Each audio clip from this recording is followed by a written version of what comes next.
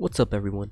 Welcome to episode 2 of our Betrayed Vision series. Today, we are going to be following Yoda's side of things. Welcome to What If Yoda Accidentally Started a Jedi Civil War? If you didn't see last episode, I highly suggest you do before watching this one, for this story may be a bit confusing without the main storyline from episode 1. Please do let me know if you like these little world building what ifs. I love making them and would love to see how y'all enjoy these types of stories as well. I am also sick as of recording, so apologies if my voice sounds a tiny bit off. Also, don't forget to like and subscribe. Be sure to join my Discord and Patreon, both being in the description below. Now, after all that, let's get right into the story. In the hallowed halls of the Jedi Council chambers, Master Yoda stood with a sense of purpose, though shadows of fear lingered within him. Skywalker's troubling visions weighed heavily on his mind as he addressed the council. The nightmares that plagued Anakin filled Yoda with genuine apprehension, for he glimpsed the potential unraveling of everything the Order stood for. As the council convened, Yoda, one of the first to arrive, awaited the gathering of his fellow members, some joining physically, others via holographic transmission from distant battlefronts. While the agenda centered around Skywalker's forthcoming mission, each council member offered their perspective, but Yoda's attention remained consumed by the dilemma at hand. Deep in contemplation, he pondered at the ramifications of their decisions. Should they allow Anakin to survey the Chancellor, risking further discord within their ranks? Or should they address the visions head-on, acknowledging Anakin's current state of unpreparedness? Yoda, after a moment of tense silence, opted for the latter course of action. His decision reverberated throughout the chamber, eliciting murmurs of surprise from his colleagues. Yoda, renowned for his steadfast adherence to the will of the Force, rarely retreated from his initial stance. Yet, he felt compelled to elucidate his reasoning. He recounted Anakin's haunting visions of the Jedi Temple's downfall, the specter of the clone army, and the inner turmoil consuming the young Jedi himself. By compelling Anakin to contravene the Jedi Code, Yoda reasoned they risked driving him further into the embrace of darkness, exacerbating the very schism they sought to prevent. As Yoda concluded his remarks, a palpable tension filled the council chamber. Mace Windu broke the silence. The council reignited in fervent debate, grappling with the ethical dilemma of whether Skywalker should undertake espionage against the Chancellor. After each member had their say, Yoda, still committed to upholding democratic principles, allowed the vote to proceed. The council's decision, by a narrow margin of 7-5, favored refraining from tasking Anakin with spying on the Chancellor. Yoda's persuasive argument swayed the majority. Yet, as the meeting adjourned and members began to depart, only Windu and Yoda lingered. Breaking the tense silence, Windu expressed his disagreement with Yoda's assessments, arguing that if Palpatine truly harbored Sith allegiances, Anakin, despite the risk, remained their best recourse due to his proximity to the Chancellor. With a hint of frustration, Windu accused Yoda of potentially steering Anakin towards the path of darkness. Before Yoda could counter, Windu stormed out, leaving Yoda to contemplate his words in solitude. After a moment of reflection, Yoda departed the chambers, making his way to the tranquil courtyard where the great tree stood. Seated on a weathered bench, enveloped by the encroaching darkness of night, Yoda immersed himself in a deep meditation, hours slipping away unnoticed. Suddenly, without a tangible manifestation, the presence of Qui-Gon Jinn permeated in the air. His ethereal form, imperceptible to Yoda's eyes, yet unmistakably felt. Addressing the spectral presence, Yoda voiced his inner turmoil, expressing his concern for Skywalker and his apprehension about leading him astray. What course of action should he take to safeguard the boy's future? Qui-Gon's response, though cryptic, conveyed a profound truth to Master Yoda. You strive too ardently to avert a fate that you sense defies the will of the Force. Yoda, grappling with the weight of his responsibility, pressed further, questioning how to confront the looming threat of the Sith without compromising his very own Jedi principles. In response, Qui-Gon urged Yoda to trust in the guidance of the Force, emphasizing Anakin's pivotal role in shaping the galaxy's destiny. With a final admonition to have faith in the Chosen One, Qui-Gon vanished as swiftly as he had appeared, returning to the ethereal realm of the Force. Left alone in his thoughts, Yoda remained in contemplative silence until the pre-dawn hours, before finally retiring to his quarters, his mind still wrestling with the profound implications of his encounter. Gathered once more in the solemn confines of the Jedi Council chambers, anticipation crackled in the air as Anakin Skywalker called for an urgent meeting. What unfolded surpassed their expectations as Anakin divulged revelations of seismic proportions, providing the tantalizing clues to the identity of the Sith. Under the probing of Yoda, Anakin recounted the haunting tale of Darth Plagueis the Wise and how Palpatine had confided this knowledge to him. The council erupted into a cacophony of shock and speculation, with Ki-Adi-Mundi boldly proclaiming Palpatine is the Sith in question, leaving Anakin bewildered and seeking clarification.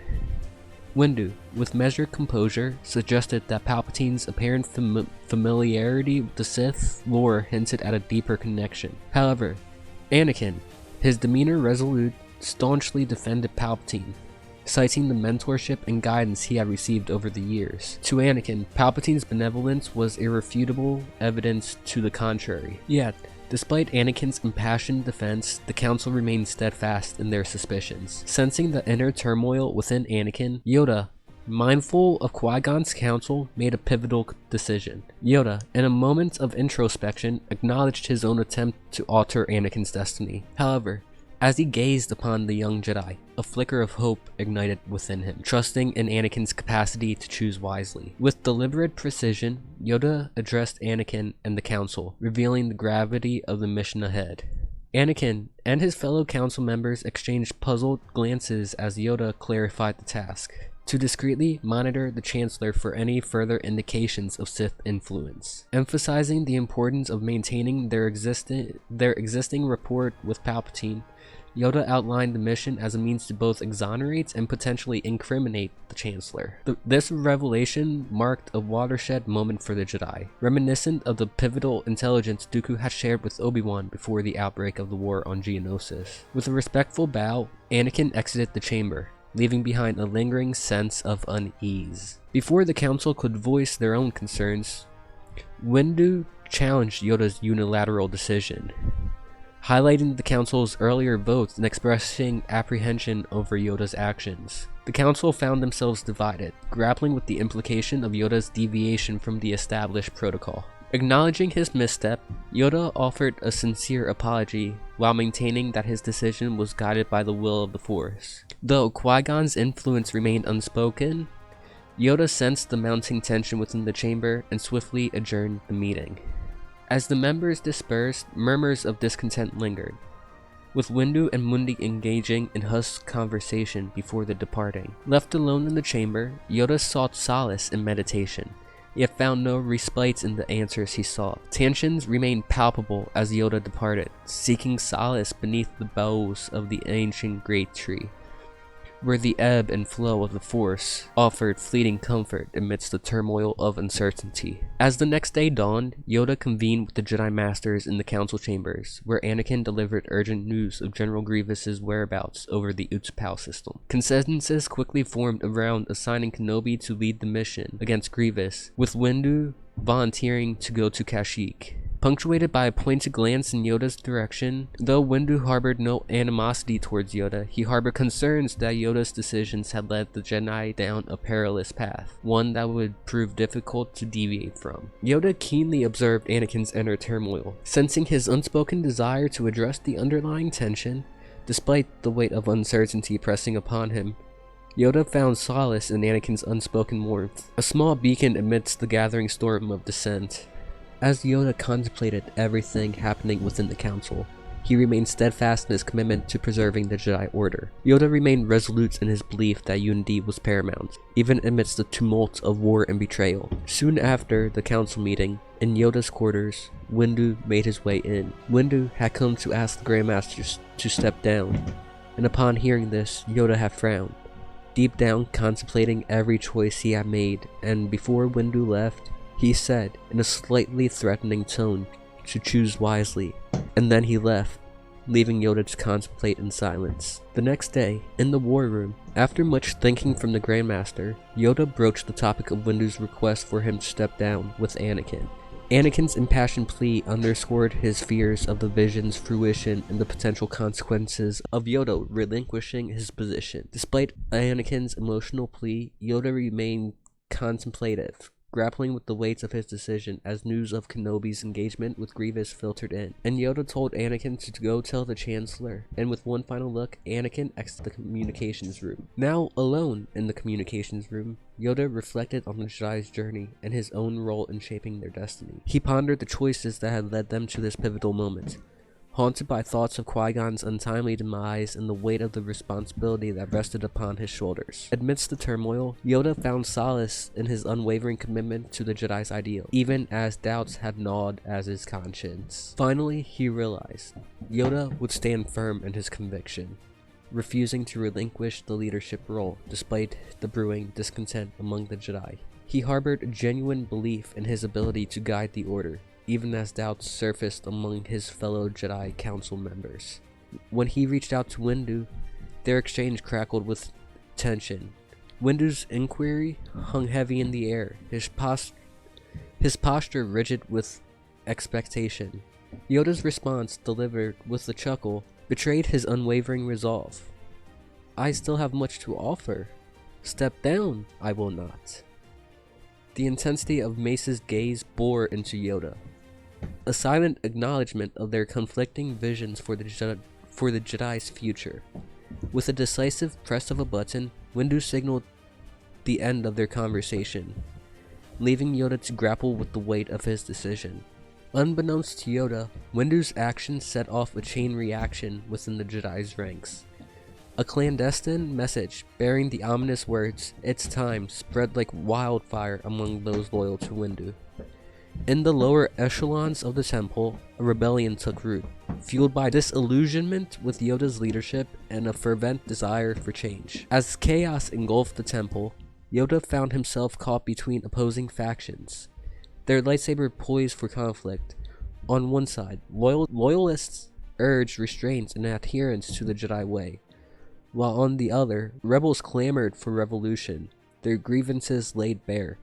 It was a moment of reckoning, a fracture in the very foundation of the Jedi Order. In the midst of the turmoil, Yoda stepped forward, a figure of solemn authority amidst the chaos. His words, laden with regret, sought to bridge the divide that threatened to tear the Jedi apart. With measured tones, he implored the rebels to lay down their weapons, to remember the principles that they had sworn to uphold.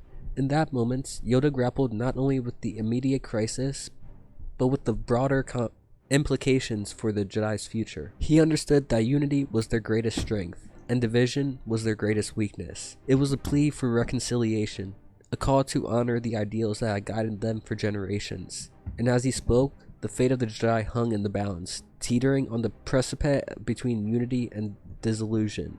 But it seemed like through all that, the rebels were not willing to lay down their arms. They believed Yoda was responsible for all this. The militarization of the Jedi, the Sith coming back right under their noses. There was endless possibilities that Yoda could have chose, and yet he chose wrong every single time. One of the rebels was Sindralik.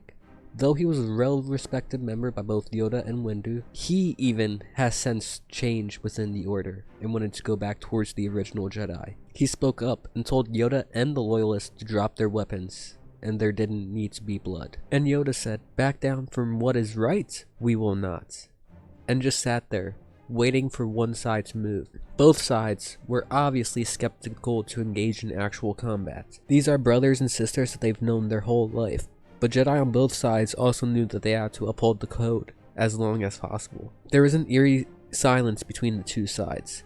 Jedi, not knowing what was going on, ventures to the main hall only to be forced to choose a side. Most sided with Yoda and the main principles they've upheld for years, but there was a handful that showed up and joined Windu's side. The tension could be cut by pulling it apart, and then it happened. Soon, a band of rebels, mostly Padawans, charged the Grandmaster, lightsabers ignited, looking to disarm or even kill Yoda, who they suspected wasn't paying attention due to him in his meditative state. They were wrong. They charged him, and Yoda unleashed a powerful force push that threw all 3 Padawans away into the wall, knocking them out. Both sides, for a split second, stood in a state of confusion. And then the rebels, thinking Yoda made the first move, attacked, while all the loyalists attacked the rebels for attacking first. Lightsabers clashed in an instant as many started fighting. The once serene halls turned into a battlefield as Yoda weaved between the Jedi, force pushing them as to not hurt them. They were still Jedi, but soon it happened. A high-pitched ringing ran out as a lightsaber blade of a rebel slashed through the chest of a loyalist. 2 Padawans were fighting. The body dropped to the ground, and the fighting had halted for a second. A unification of sorts to pray for the fallen, or to just straight up comprehend that this is life or death now. As Yoda continued to gracefully maneuver through the chaos, his aged yet powerful form effortlessly deflecting blaster bolts and repelling the rebels with force. His keen senses picked up on a familiar presence. Amidst the tumult of battle, he spotted Anakin Skywalker sprinting towards him, determination etched in every stride. After a brief exchange of urgent words, Yoda divulged the grim truth to Anakin. The treacherous coup, the clandestine loyalists, and the heart-wrenching loss of their friends. Yoda's disbelief weighed heavy upon him. He had never fathomed that the very order he had dedicated his life to would turn against him en masse. Yoda spoke to all the Jedi. His impassioned plea resonated throughout the chamber, quelling the violence with its sincerity and conviction. Yoda watched with swelling pride as the room fell silent, each soul captivated by Skywalker's profound words of unity and hope. But the fragile peace was shattered in an instant when a cloaked figure, a Jedi Temple guard, betrayed them all, plunging his blade into the loyalist C-10, reigniting the combat. Chaos erupted anew, the clash of lightsabers echoing off the temple walls as the combatants surged toward Anakin and Yoda. With a swift and calculated maneuver, the 2 Jedi vanished into the network of ventilation shafts. Their escape route tenuous thread in the tapestry of their fate. In the suffocating darkness of the vents, Anakin confided in Yoda, revealing the harrowing truth of Palpatine's sinister machinations. Yoda's world seemed to falter, the weight of the revelation bearing down upon him like a crushing wave. Contemplating the magnitude of their plight, Yoda made a solemn decision, turning to Skywalker with a gaze heavy with resolve. With a heavy heart, Yoda urged Anakin to embrace his destiny, to confront the dark forces that threatened to consume them all. Entrusting Skywalker with the future of the galaxy, Yoda bid the young apprentice farewell, a silent promise of faith and trust lingering in the air. With a final nod, Yoda leapt into the abyss below, descending into the fray of battle with a steely determination. As the clash of lightsabers and the cries of their brethren echoed around him, Yoda steeled himself for the inevitable confrontation ahead, ready to face the consequences of his actions and fulfill his duty to the very end. Yoda traversed the halls, his venerable form weaving through the chaos, deflecting strikes with practiced ease, mindful not to inflict fatal blows upon his fellow Jedi. Yet, despite his efforts, the corridors were now strewn with fallen comrades, a tragic testament to the toll of their conflict, a dark day that would stain the annual Jedi history books. As Yoda reached the main hall once more, the tide of battle swayed against them, and then suddenly, a familiar presence cut through the tumult, a former ally turned adversary, Mace Windu. A chilling silence fell as Windu's voice boomed, accusing Yoda of igniting the flames of destruction that now engulfed them all. Yoda's gaze hardened as he countered Windu's accusation, laying bare the hypocrisy of his former friend's words. He rebuked Windu's lust for power and control, challenging the very foundation of his authority. The revelation struck a chord among the Jedi, sowing doubts and suspicion amongst their ranks. But, in the midst of the standoff, a palpable darkness descended, shrouding them all in its malevolent embrace. Yoda's thoughts raced, pondering the source of this ominous energy. Could it be Windu unleashing the dark side upon them? The notion seemed improbable, especially as Windu himself recoiled in alarm. Then, a grim realization dawned upon Yoda. The failure of Anakin Skywalker to vanquish the Sith Lord alone. The darkness they felt was but a prelude to the Sith's final gambit, a dire threat that eclipsed their internal strife. With resolve in his heart, Yoda addressed Windu, refusing to yield but acknowledging the need for unity in the face of their common energy.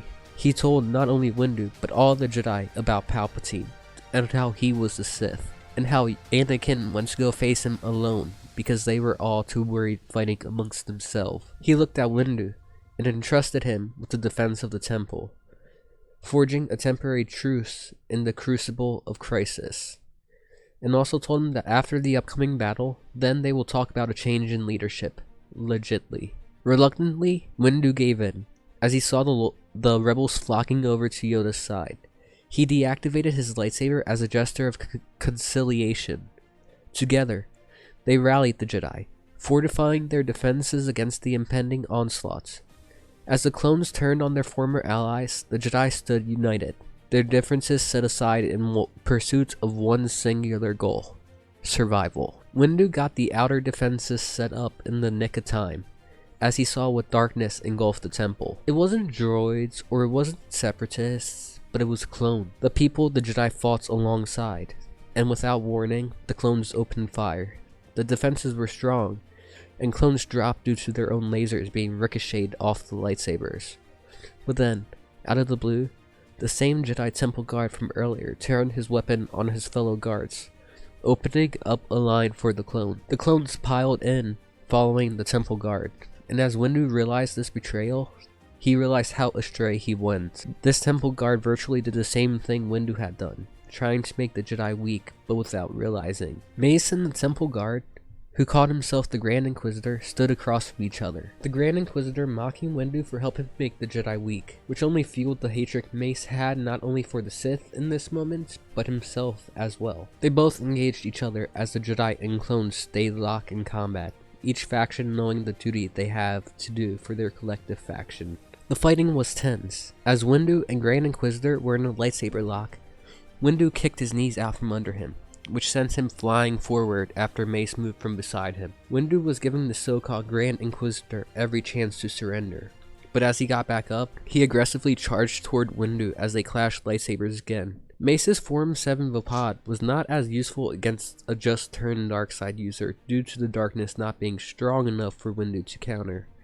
But truthfully, this wasn't even a fight for Windu. He asked multiple times for the adversary to put down his weapon, but the adversary denied every single time. And eventually, after a few more minutes, Mace stabbed right through the hearts of the Grand Inquisitor, after an overcommitment of a strike, which Windu used for his advantage. As the Grand Inquisitor fell, he saw himself, he saw what he had done, and even though the clones were in retreat at this moment, the battle was far from won. He then directed the Jedi to rotate, allowing fresh Jedi to take the lead. Then he made his way to the communications room. Yoda, Kit Fisto, and Shakti were there, studying a battle map of the temple and its entrances to identify the weak points. Mace sensed the tension as he entered. It was evident that Yoda had spoken to the other masters, who disagreed with Mace's actions. It was his and Ki-Adi-Mundi's initiative, without consulting the council. Feeling the weight of the situation, Mace apologized amidst the tension. As he was looking around before he made it into the room, he saw a fallen Jedi slain by lightsabers, deepening his regrets. He never intended such bloodshed. He sought only a change in leadership. Knowing the council's collective stance, he had hoped the hints of a coup would make Yoda reconsider, but it backfired. Apologizing once more, Mace left the room, burdened by despair. While some Jedi were frustrated with him, Yoda, more than anyone, emphasized with his concerns.